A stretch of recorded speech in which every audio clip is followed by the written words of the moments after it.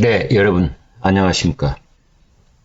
드디어 대한민국이 특검 공화국으로 전락하는 것 같습니다.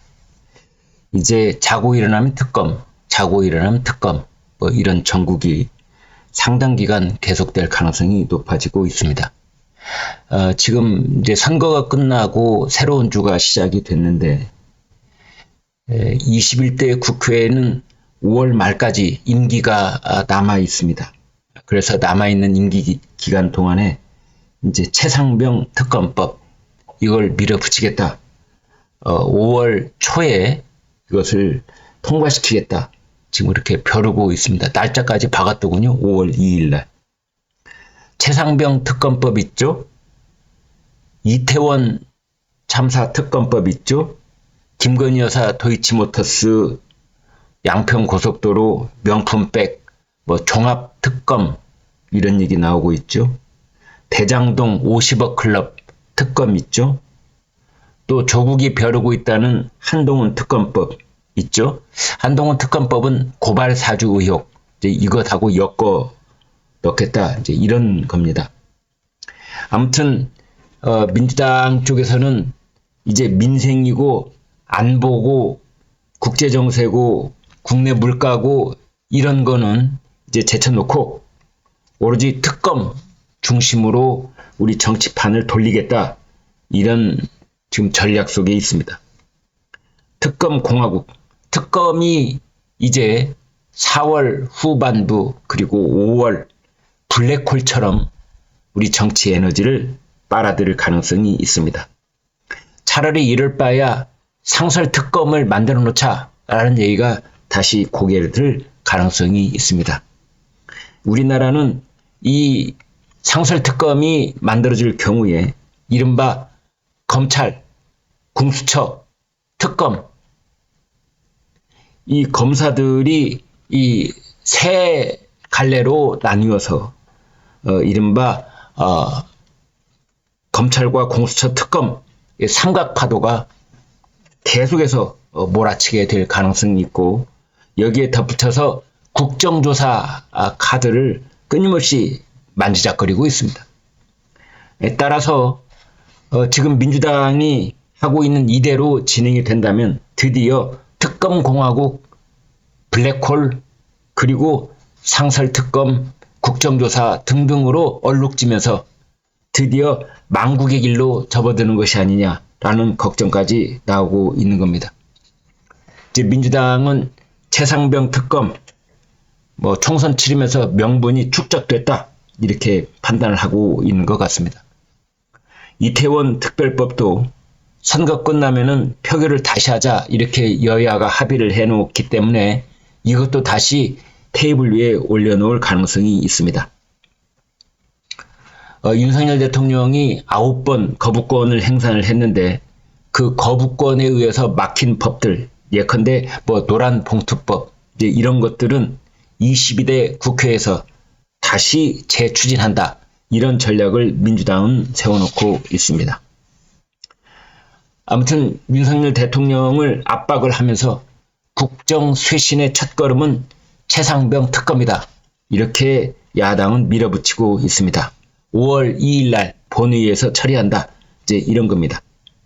더더욱 문제인 것은 국민의힘 내부가 이 문제를 놓고 분열하고 있다는 겁니다. 친윤계 쪽은 최상병 특검에 반대하는 입장인 반면에 비윤계 쪽에서는 찬성하는 입장으로 지금 벌써부터 돌아서고 있습니다. 대표적으로 안철수 의원이 최상병 특검에 찬성하겠다라고 공개적으로 밝혔습니다. 따라서 이것이 5월 2일 날 상정이 되면은 추가 이탈표가 나올 가능성이 있다. 이렇게도 보고 있습니다. 대통령실에서는 이번에는 윤석열 대통령도 거부권을 행사하기에 조금은 부담스러운 것 아니냐 이렇게 나오고 있습니다. 아무튼 최상병 특검법이 민심 수용의 바로미터다. 이런 프레임을 이제 야당은 만들어 놓고 있는 겁니다. 지금 그래서 대통령실에서는 참모들 인선이 끝나고 나면 최상병 특검법에 대한 본격적인 대응책을 마련한다.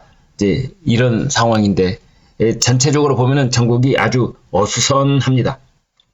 민주당에서는 여기다가 제가 5가지 특검법을 얘기했는데 이종섭 특검법 이걸 별도로 하자 뭐 이런 얘기까지 나오고 있습니다. 이종섭 특검법은 어차피 최상병 특검법인데 이걸 별도의 갈래를 만들자 이제 이런 얘기를 꺼내고 있는 겁니다. 오늘 아침 거의 모든 신문들이 이 최상병 특검법 내달 2일 처리하는 걸 둘러싸고 드디어 우리나라 전국이 특검 속으로 휘몰아쳐 들어가고 있다라는 얘기를 대서특필하고 있습니다. 한겨레 신문은 최상병 특검 조속 통과가 총선의 민심을 받드는 길이다 이런 사설을 쓴 반면에 서울신문은 그렇지 않습니다. 서울신문 사설은 이렇습니다. 특검에 앞서서 민생, 경제, 입법부터 챙겨라. 이것이 올바른 길이 아닌가 이런 생각이 드는 겁니다. 문제는 이제 국민의힘 내부 분열입니다. 친윤과 비윤이 분란 조짐을 벌써부터 보이고 있는데요.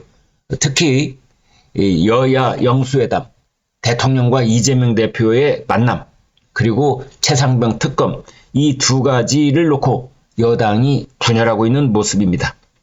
여기에 덧붙여서 조국혁신당의 조국 대표도 윤 대통령을 만나서 할 말이 있다 이제 이렇게 나서고 있습니다. 그리고 민주당은 연일 특검을 지금 요구하고 있는 그런 상황인데요.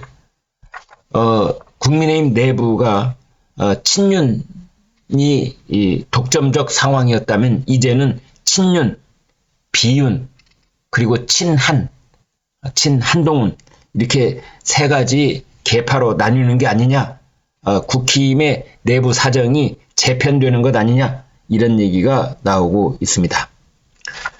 이런 상황 속에서 조국이 윤석열 대통령을 대해서 꼴잡, 얍실 이런 표현을 써서 크게 논란이 되고 있습니다.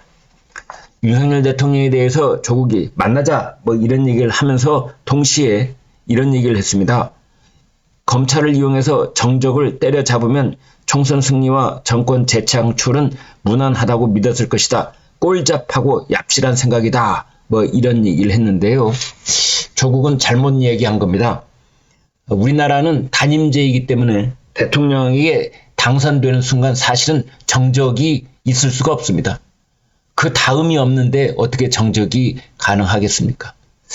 그런데 자꾸만 정적이라는 프레임을 세워서 그 대통령과 야당 대표들과 맞서 있는 형국으로 만들려고 하는 그런 말을 끊임없이 되풀이하고 있는 겁니다. 게다가 비열하다는 뜻의 꼴잡 또는 뭐 야비하다는 뜻에서 얍실 이런 말을 쓰면서 동시에 만나자라고 하고 있는데요. 이제 이 논란 앞으로 어떻게 비화가 될지 지금 새로운 주가 밝아왔기 때문에 이런 얘기가 앞으로 이제 언론에서 계속 반복적으로 얘기가 될 가능성이 있습니다. 아무튼 다시 반복해서 말씀드리지만 특검 공화국 드디어 나라가 망하는 길로 접어드는 게 아닌가 하는 그런 걱정들을 낳고 있습니다. 여기까지 하겠습니다.